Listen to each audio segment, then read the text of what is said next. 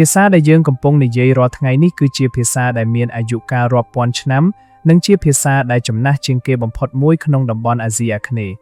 ថ្ងៃនេះយើងនឹងជជែកសួររកការពិតថាតើហេតុអ្វីបានជាភាសាខ្មែរត្រូវបានគេចាត់ទុកជាបងធំនៃភាសានៅក្នុងតំបន់ដីគោកនេះយោងតាមសៀវភៅភាសានៅឥណ្ឌូចិនបោះពុម្ពនៅប៉ារីសឆ្នាំ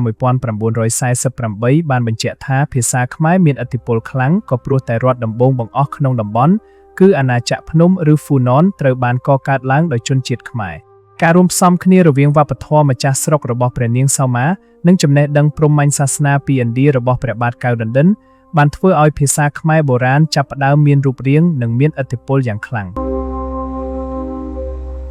អ្នកប្រាជ្ញដ៏ល្បីល្បាញលោក Zerxes បានកត់សម្គាល់ថាភាសាខ្មែរបុរាណមានភស្តុតាងច្បាស់លើសិលាចារឹកតាំងពីសតវត្សទី6មកម្ល៉េះសិលាចារឹកដែលចាស់ជាងគេគឺត្រូវបានរកឃើញនៅស្រុកអង្គរបុរីខេត្តតាកែវនេះជាមោទនភាពមួយព្រោះក្នុងខណៈដែលខ្មែរមានអក្សរប្រើប្រាស់យ៉ាងស្ទាត់ជំនាញទៅហើយនោះភាសាជិតខាងផ្សេងទៀតមិនទាន់មានភស្តុតាងសំណេរច្បាស់លាស់នៅឡើយទេ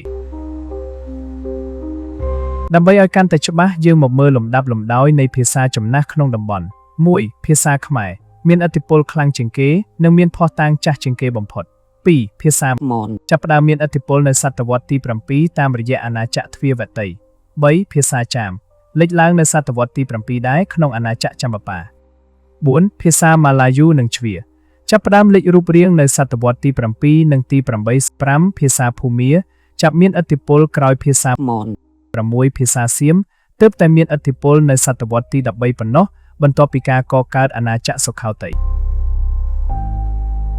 នៅសម័យអង្គរទឹកដីខ្មែរបានគ្របដណ្ដប់ស្ទើរតែទាំងស្រុងនៃអាស៊ីអាគ្នេយ៍ដីគោកហេតុនេះហើយទើបភាសាខ្មែរបុរាណបានក្លាយជាគ្រឹះនិងបានជះឥទ្ធិពលយ៉ាងជ្រៅទៅក្នុងភាសាថៃនិងឡាវនាពេលបច្ចុប្បន្នទាំងផ្នែកវាក្យស័ព្ទនិងទម្រង់អក្សរការដឹងពីប្រភពដើមនៃភាសារបស់យើងមិនមែនដើម្បីអួតអាងនោះទេប៉ុន្តែដើម្បីឲ្យយើងដឹងពីតម្លៃនៃអត្តសញ្ញាណជាតិនិងដឹងថាបុព្វបុរសយើងបានបន្សល់ទុកមរតកដ៏អស្ចារ្យកម្រិតណា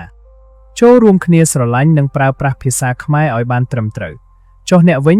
តើអ្នកមានមោទនភាពទេដែលបានកើតជាកូនខ្មែរនិងប្រើប្រាស់ភាសាដ៏ចំណាស់មួយនេះកុំភ្លេចបញ្ចេញមតិនៅខាងក្រោមនិងចុច like និង subscribe ដើម្បីទទួលបានវីដេអូថ្មីៗបន្ថែមទៀតសូមអរគុណ